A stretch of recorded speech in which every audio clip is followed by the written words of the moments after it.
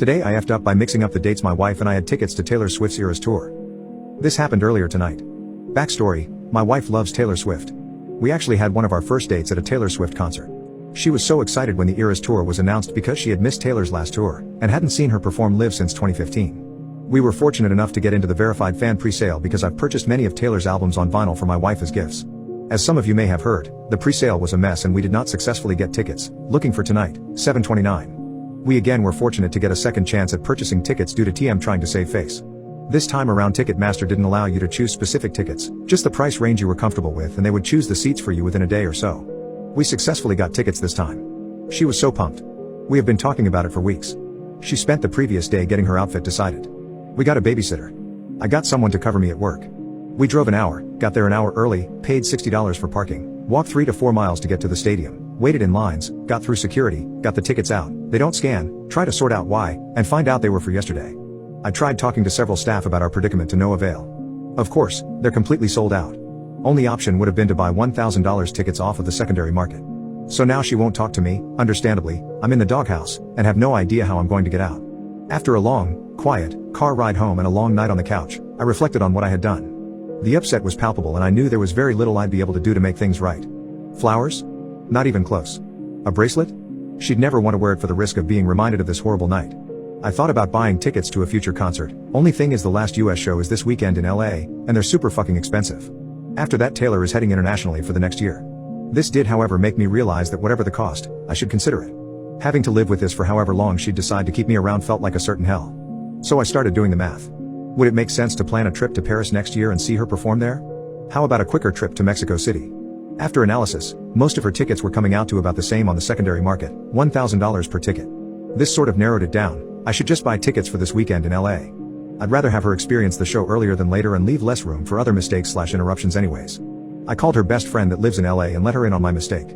She audibly gasped, asked her if she was free this weekend and would want to escort my wife to the show. She said she'd love to. In exchange, she'll handle all the heavy lifting in LA, picking the wife up from the airport, driving to the show, bed for the night at her place, etc. She rightly suggested that I should run it by the wife before just going forward with it. I broached the subject, and broke our silence, with, "So, have you considered divorce yet?" This got a laugh and a reply of, "Not seriously." I told her the plan and she was ecstatic. However, she was concerned about the expense. I did my best to assuage her concerns and eventually she came around.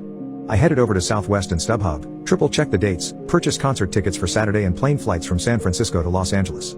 So that's the plan. My mom is babysitting on Saturday, the wife flies down on Saturday morning, a friend picks her up, they see the best show of their lives, and she flies back on Sunday. What started as just a horrible experience, can hopefully turn into a funny story and a once-in-a-lifetime adventure for her and her friend. The mood in the house changed instantly. She's already let me off the hook for the attempt alone. We love each other very much and this wouldn't have affected us in the long run, but I certainly did not want this held over my head by her or family members. I wanted to make it right, even if it's stinging the pocketbook. I had no right to steal someone else's husband and yet I did. But you gotta hear my side of the story, and see for yourself if I'm really the bish here. You see, I got obsessed with this high school hunk who was not only our class president but was also the varsity MVP during our senior year. His name is Rob, and he's got the bluest eyes you'll ever find on this planet. Now, of course, I, being the most beautiful girl in our school, got to date him all throughout the year, but then Susie, my perennial rival in school pageantries, would secretly invite him out for dinner. But Rob was very much in love with me, and so, there was no way that bish could lay her hand on my man. Fast forward to 20 years and Susie and I became neighbors in a condominium. I was aware that Susie was now married to a banker named Tony and they got a 5-year-old son, but I wasn't told that she had now changed into a nice, friendly woman without a trace of the bish that she used to be. So, to make up for all the ill feelings I secretly had toward her, I would initiate a weekly dinner invite and have them come over for friendly chats. I was especially fond of their son, Mickey, who made me realize that I was ready to become a mom at the age of 38.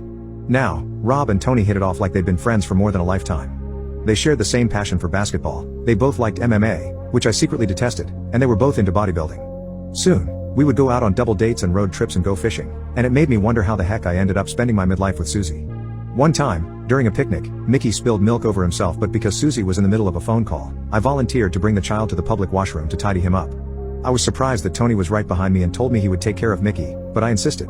I could be wrong, but right at that moment when I was slowly taking off Mickey's shirt, I saw Tony giving me a meaningful stare, which I took as a signal that there was something more behind his friendly demeanor toward me. I ignored it, of course, because I was a married woman and I couldn't bring myself to cheat on my husband. While it was true that we had grown apart and I was not as crazy about him as I was back when we were in high school, my loyalty to Rob remained and I just couldn't see myself growing old with anyone else. But that encounter kept playing in my head at night and I was torn between keeping it to myself or telling Rob about it. I chose to keep mum about it. But that was the biggest mistake of my life. A week later, I was stepping out of the elevator when I saw Rob entering Susie's unit. He didn't see me, of course, and I didn't follow him inside. I just got inside our condo wondering what Rob was doing in there when he told me he was going to visit his parents that day. And the more I thought about it, the angrier I got. I mean, what the hell, all this time I thought Susie had changed. I was wrong. She was still the same bitch that I had known and her attraction for my husband never went away. What a lying friggin' bitch, I swore I could have scratched her eyes out that time. But I thought of another way to get back at her.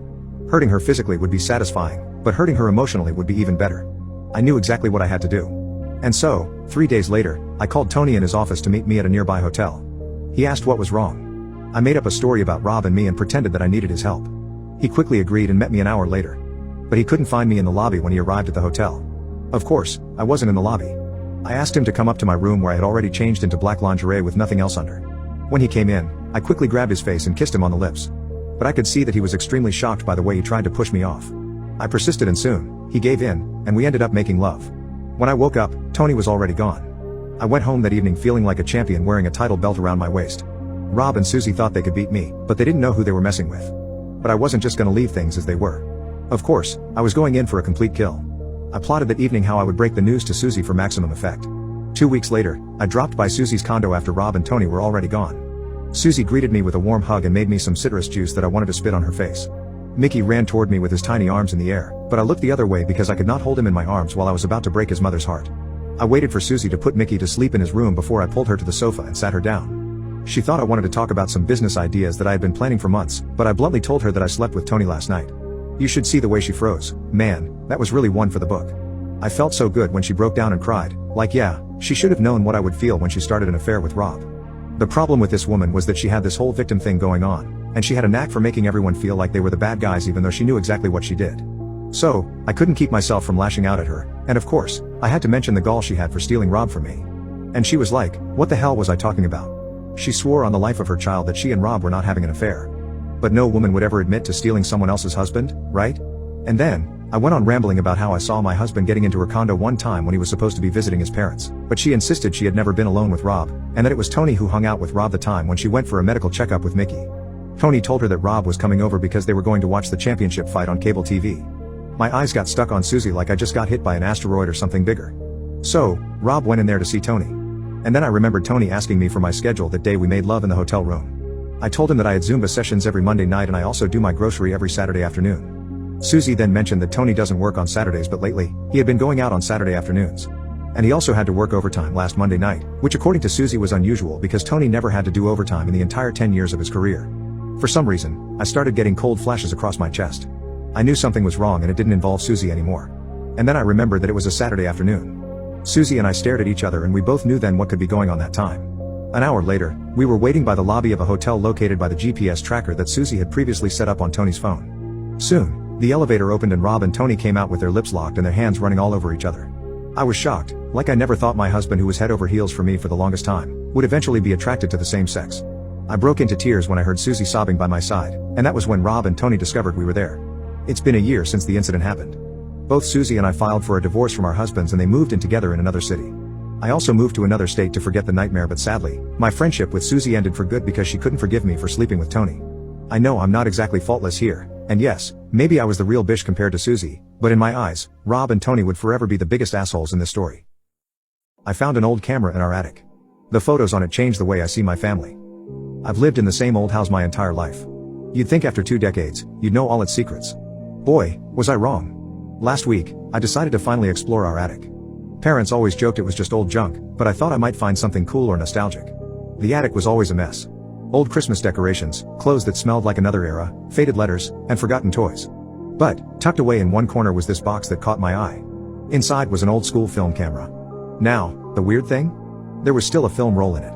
On a whim, I decided to get it developed. I thought maybe it would be family photos I'd never seen or forgotten memories. It started innocently enough, birthdays, vacations, mundane stuff. But a couple of photos in, things took a weird turn. There was this guy, looking cozy with my mom. Not just friendly, but intimate. Then, there's another woman, always hanging around my dad. And they're not just in the background. They're at the center of all events, almost like they were part of our family. But the biggest shocker? This kid. Looked somewhat like me, but not quite. He's playing in my backyard, blowing out candles on my birthday cake, sitting on my dad's shoulders.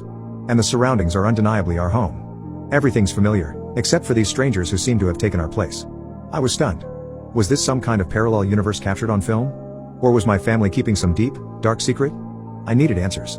So, I dug deeper into the attic, hoping to find something, anything, that would shed light on these images. And that's when I stumbled upon it, a collection of diaries stacked away, gathering dust. They looked old, really old. The first one had my mom's name on it. I hesitated for a moment but then opened it. What I read inside? It's just crazy. The diary's pages were yellowed with age, each entry penned with that careful cursive handwriting you don't see anymore. It started out with my mom's teen years, talking about school, friends, and typical teenage stuff. But as the pages turned, the tone shifted. An entry dated about a year before I was born stood out. She wrote about meeting a man, not my father, but someone named Brian. They'd met at a local cafe, and soon, they began seeing each other often. Her words were filled with confusion, guilt, but also an undeniable affection. Then came the news. She found out she was pregnant. The timeline didn't add up for it to be my dad's. Panicking, she confided in her best friend, who had also been seeing someone on the side, the woman from the photos with my dad. Together, they hatched a plan. Both would break things off with their secret lovers and return to their actual partners. The children, me and that boy from the photos, would be raised by our respective fathers, with the belief that we were siblings. Crazy, right? For years, it seemed, our families lived intertwined, just 2 doors away from each other. A move to another state when I was 2 severed this connection. They hoped the physical distance would make it easier to keep the secret. My parents and the other couple had an agreement to cut ties completely and move on with their lives. I flipped through more entries, absorbing this newfound information. There were mentions of guilt, dreams where the past haunted her, and an overwhelming love for both me and that mystery boy. But nothing more about their current whereabouts. I set the diary down, mind reeling. The photos, the entries, everything began to make a twisted kind of sense. My heart raced as I thought about the implications. Somewhere out there, I had a half-brother, living a parallel life. And our parents, all 4 of them, had gone to great lengths to keep us apart and in the dark. I had to know more. I decided to confront my parents. But before doing that, I needed more evidence. The attic still had more boxes, and I had a feeling they held more secrets. As I rummaged through, I found letters, from that boy, addressed to me. After days of combing through social media, I found a profile that seemed to match the boy from the photos. It was a gut feeling, but I had to reach out. I shot a friend request, half expecting it to be ignored. To my surprise, he accepted it within hours. Looking through his photos, I could see glimpses of our parents, especially in the older albums. It was eerie, like looking into an alternate universe. He seemed to have had a good life, filled with trips, friends, and smiles. But buried in those smiles, I wondered if there was a hint of sadness, a feeling of something missing. We began messaging, cautiously at first. We talked about mundane things, the weather, our jobs, favorite movies. But as days turned into weeks, our conversations deepened. We'd share childhood memories, and sometimes we found out we remembered the same events, but from entirely different perspectives. But we never touched the topic of our parents. It was like an unspoken agreement, a line we weren't ready to cross yet. I think both of us were afraid of what truths might unravel, what ugliness might surface. One evening, he mentioned a box he found in his adoptive parents' home after their passing, filled with letters and a few old photos. My heart raced. It was identical to my discovery. Could it be that our parents, in their own twisted way, left each of us a trail to find one another? However, it wasn't all as poetic. The more we spoke, the clearer the gaps in our lives became. There were periods where he went off the grid, and from the hints he dropped, I gathered he had some challenging times, maybe even run-ins with the law. I contemplated meeting him. But was it worth opening a chapter of my life that was deliberately kept shut? Every night I was torn between the bliss of ignorance and the weight of curiosity. One day, he dropped a bombshell. He said he had something vital to share but would only tell me in person. My mind raced with possibilities. What could it be? Was it about our parents, or perhaps another secret they hid? But then, just as suddenly as he came into my life, he vanished. His profile was deactivated, and my messages went unanswered. So, I'm throwing this out to you guys on here, because honestly, I don't know what to do. The temptation to dive deeper is gnawing at me every damn day. Do I chase this mystery, try to find him again, and risk exposing stuff I might not be ready for? Or is it better to just move on, trying to forget all this? Man, this has shaken up my world. What would you do if you were me?